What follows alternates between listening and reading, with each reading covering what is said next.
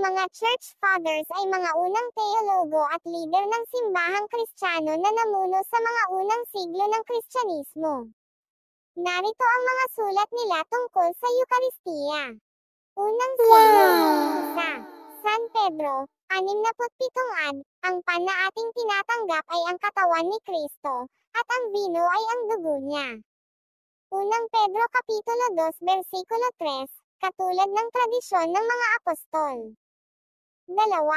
San Pablo, 55 hanggang 56 AD, ang tinapay na ating tinatanggap ay ang katawan ni Kristo.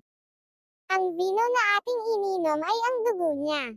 Unang Korinto Kapitulo 10 versikulo 16 hanggang 17, 23 minuto pasado alas 11:25. 3.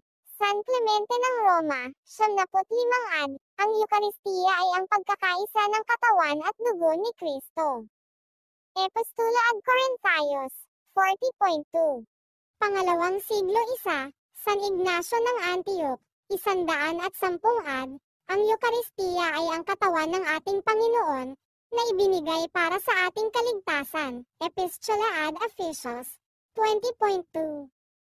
2. San Policarpo ng Smyrna, 120 AD, ang Eukaristiya ay ang pagkakaisa ng katawan at dugo ni Kristo. Epistula ad Philippenses, 12.1.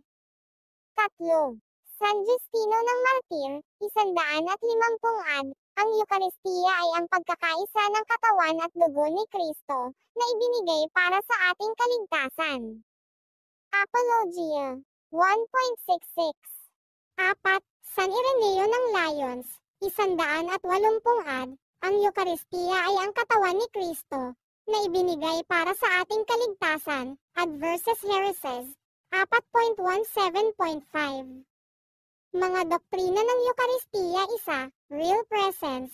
Ang Eukaristiya ay mayroong tunay na presensya ng katawan at dugo ni Kristo. 2. Katawan at dugo ni Kristo. Ang tinapay at vino ay nagiging katawan at dugo ni Kristo. 3. Pagkakaisa sa Kristo. Ang Eukaristiya ay nagpapakita ng pagkakaisa ng mga Kristiyano sa Kristo. 4. Kaligtasan. Ang Eukaristiya ay nagbibigay ng kaligtasan sa mga Kristiyano. Mga sanggunian. 1. The Early Church Fathers, ni Henry Bettenson. 2. The Catholic Encyclopedia. 3. The Summa Theologica, ni San Tomas Aquino. 4. A History of the Catholic Church, ni Joseph F.